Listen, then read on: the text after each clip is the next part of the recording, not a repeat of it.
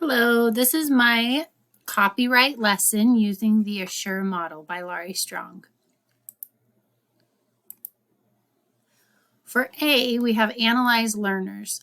I'm going to be doing my lesson for 7th grade students in an ELA class. Most of them can read well. They are all familiar with technology and basic research skills. Most of them have probably heard of copyright but do not know the details. Emergent bilingual students in this class will need extra support with visuals and graphic organizers and possibly need to be paired with another student for the main part of this lesson. Gifted learners can be challenged to find an additional source on their own to cite for each section, and that will make a little more sense as I explain. S is state standards and objectives. I'm going to be using ELA 7.12 D and I, and also the ISTE Student Standards 1.2 and 1.3. My lesson objective states, given links to various online images, articles, and media, the 7th grade ELA students will demonstrate knowledge of ethics and copyright by recording the licensing information or appropriate citation information on a graphic organizer. Students will also match copyright vocabulary words to their correct definition.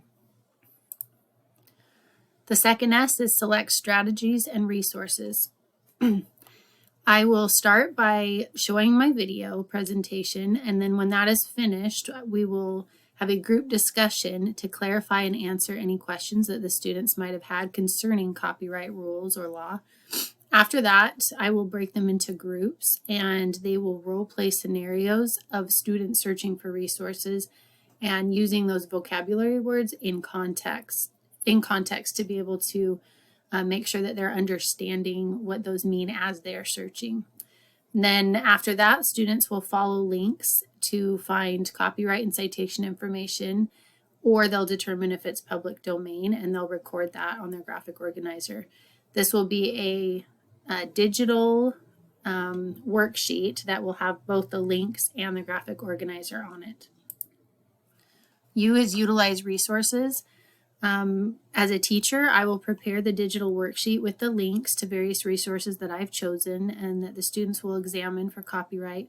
And also that will include graphic organizer for them to be able to copy and paste their citations onto it, or if they find that it's public domain.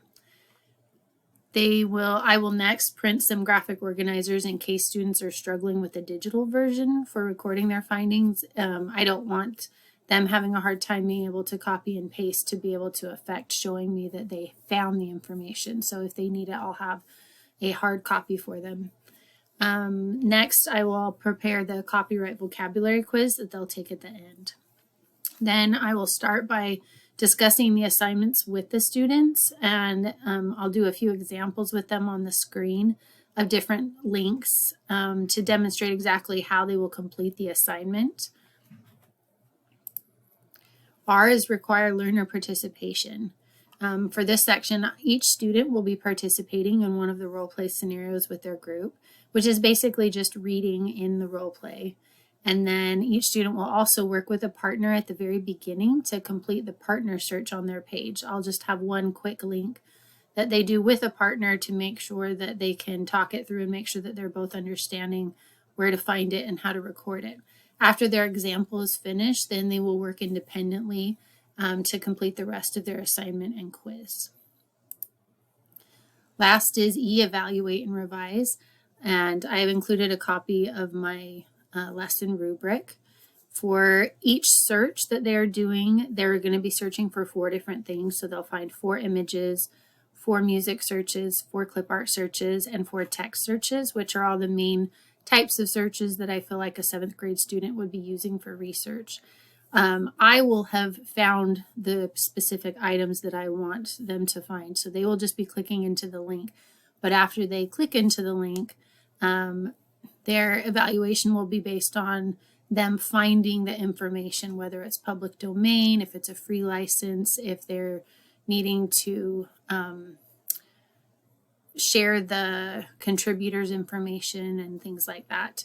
And there will be places for that on their worksheet. So they'll just simply be filling it in. So if they can get all of them, then they'll get a 4. If they get less, then they'll get just based on how many they get correct for that section.